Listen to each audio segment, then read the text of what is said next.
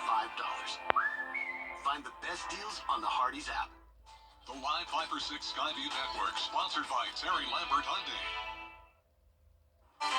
We are tracking the tropics. We have Hurricane Francine that's getting ready to make landfall in Louisiana, and we'll have some impacts here at home. I'll break down all the details coming up. Now on News Channel 6 at 6, the push to reopen a busy street in Augusta. What drivers have to say about Olive Road as your News at 6 starts now. Live from Television Park, this is WJBF News Channel 6 at 6.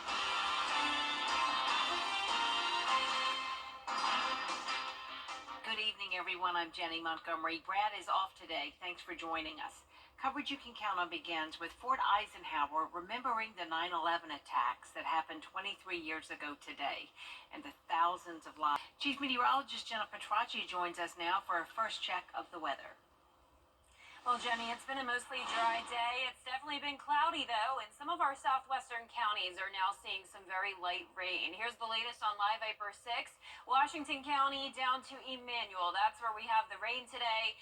Definitely nothing too significant. This is all very, very light, and you can see it is dry here on our Terry Lambert Hyundai Skyview cam outside the station. Very, very cloudy skies, though, and in return, the temperatures are on the cooler side today. Upper 70s to around 80 degrees. 79 in Augusta.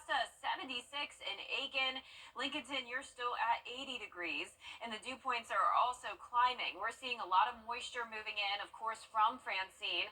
Dew points now at that 70-degree mark in Sylvania and Allendale. Winds are breezy, around 5 to 12 miles per hour sustained. Gusts up to around 15 to 20. It'll be breezy, cloudy, and a bit wet over the next few days. Notice this large batch of rain in parts of Georgia. This is all moving into our direction, and notice Francine already has the northern eye wall that's made landfall into Louisiana around Morgan City and Houma.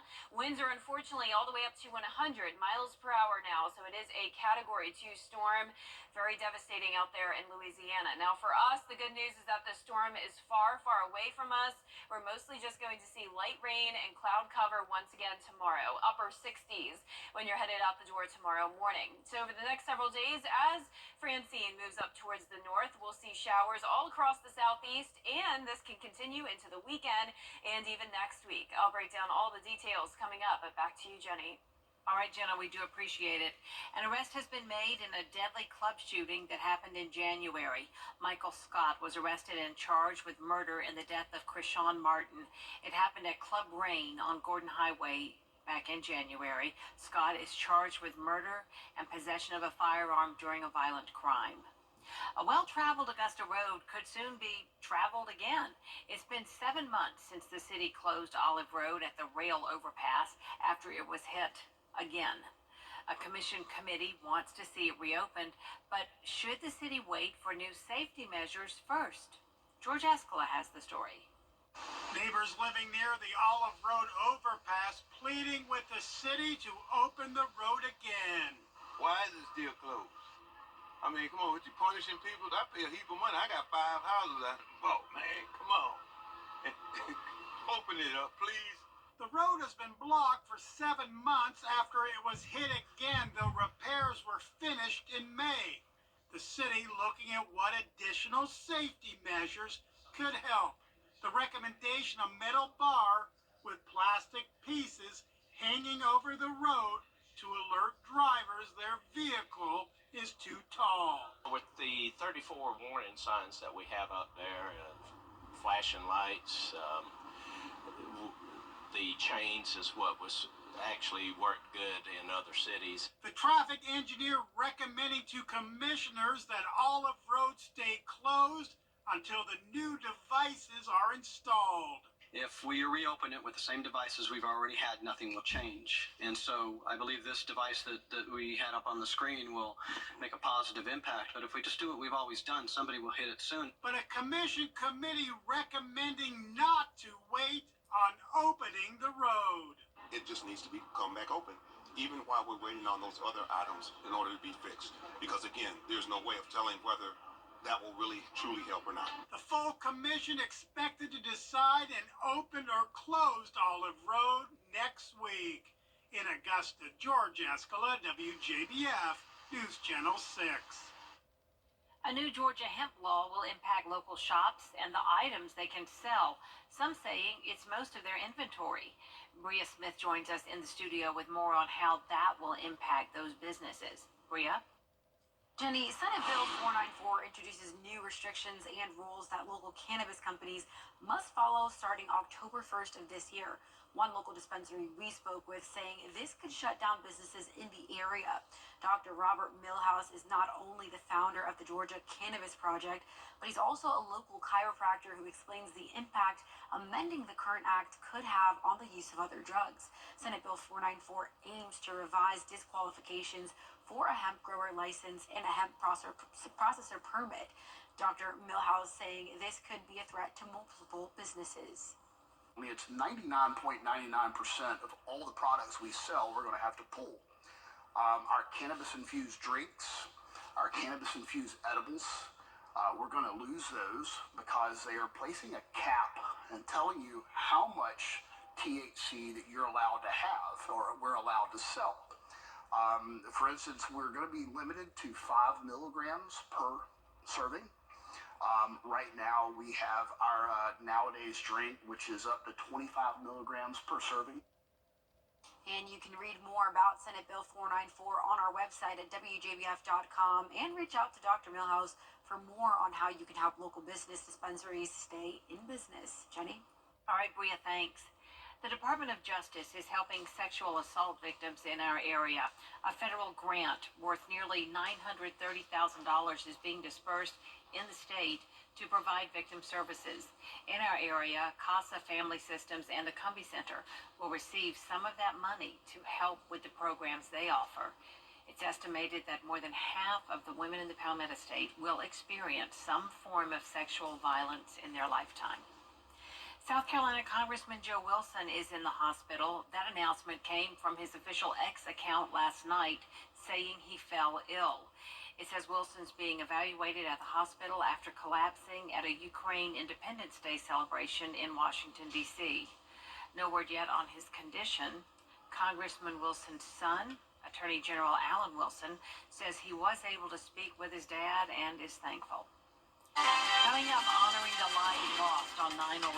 We'll hear from both sides of the presidential race after the break. Candidates will be back on the campaign trail again tomorrow. Vice President Harris and Governor Tim Walz will visit swing states on Thursday and Friday. Former President Trump will be visiting Arizona and California. In Washington, I'm Vinay Simlot. And Jenna's back over the desk now for a check on the weather. Well, it's very busy in the tropics. Of course, we have Hurricane Francine. We also have Tropical Depression 7 and 3 additional areas to watch, and one of those is very close to home. I'll have all the details right after the break. Bikers at MyMiracleAdvantage.com, Facebook, or Instagram.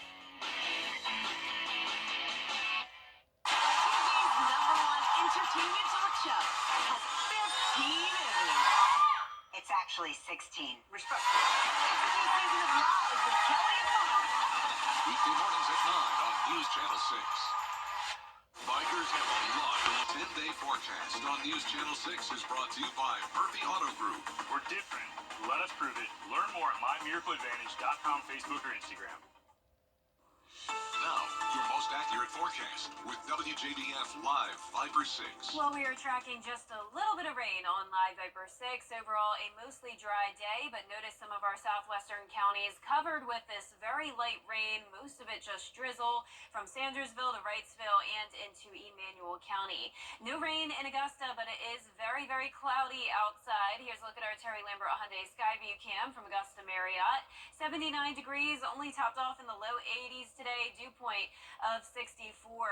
It is definitely a very warm and cloudy day for us. You can see temperatures in the mid to upper 70s to around 80 degrees, and there's all the clouds on satellite and radar and a lot of rain just to our south and west, all due to Hurricane Francine that just made landfall moments ago around Terrebonne Parish, Louisiana. That's to the south of Houma and Morgan City. You can see that eye there. There's Morgan City, there's Houma, the eye wall, outer eye wall here with torrential rain coming down. Winds are sustained at 100 miles per hour, central pressure of 972 millibars, and the storm is moving up towards the northeast. It will be weakening very quickly as it moves over land, 65-mile-per-hour winds overnight tonight, and then becoming a tropical depression as it moves into Mississippi. Speaking of tropical depressions, we have one that we're watching off the coast of Africa. This formed today. As of the 5 o'clock advisory, winds are still at 35 miles per hour. It's very far away from us, but we do have another area that we're watching closer to home. This is another low pressure area that could become tropical and bring heavy rain from Virginia down to the Carolinas, and maybe even some portions of the CSRA could receive impacts Sunday into early next week.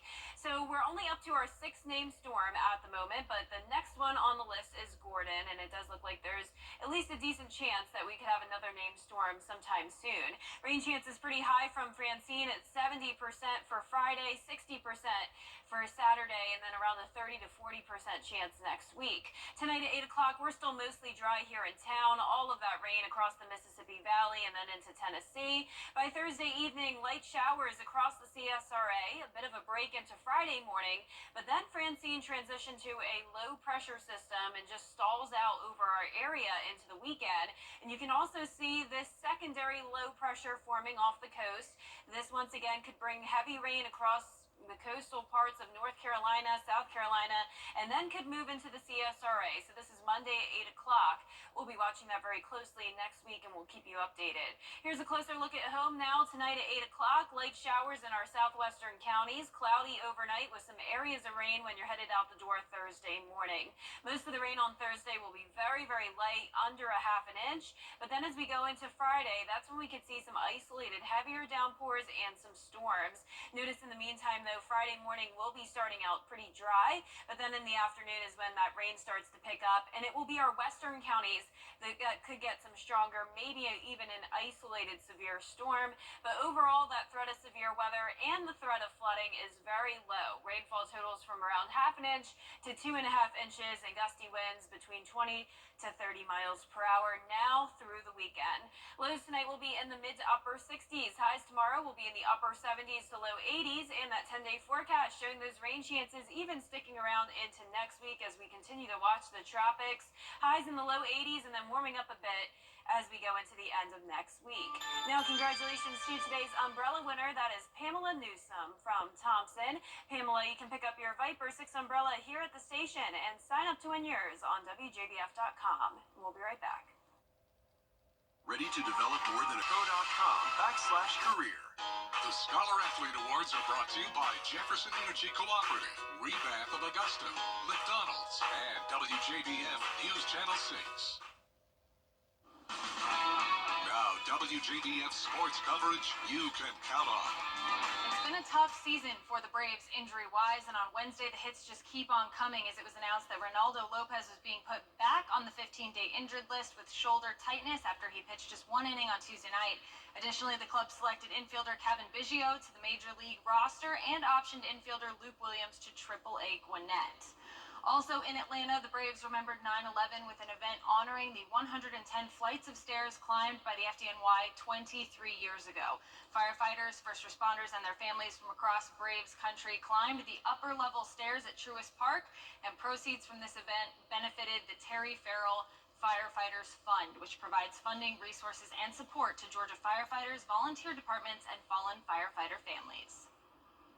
The Gamecocks community is mourning the death of Kevin Long, South Carolina's first 1,000-yard rusher. As a running back from 1973 to 1976, Long is 10th on the school's all-time career rushing list with over 2,300 yards. He's also an Athletics Hall of Fame member for both the university and the state of South Carolina. Long was drafted by the Jets in the 7th round of the 1977 NFL Draft and played there for 5 seasons. He'll be missed by the entire football community. Kevin Long was 69 years old. For the second straight year, Augusta University will make the short road trip to Statesboro, Georgia to square off with Division I foe Georgia Southern. The exhibition game was announced on Wednesday, and it will mark the second contest against a D1 opponent as the Jags will open their season against Clemson the week prior.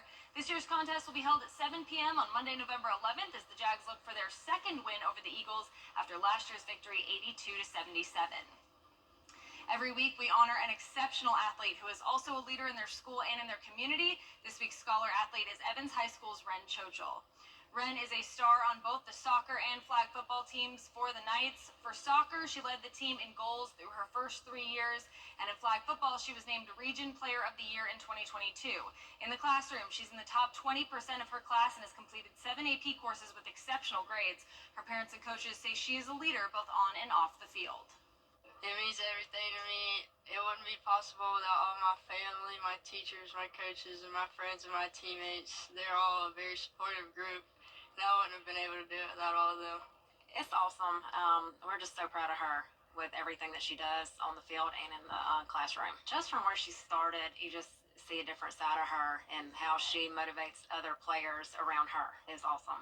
Just super exciting to see her get recognized for this. The recognition shows what we've seen year after year. She's just such a hard worker. She gives 110% in everything she does. Got a huge heart and never quit attitude. Ren is just such a deserving student and athlete.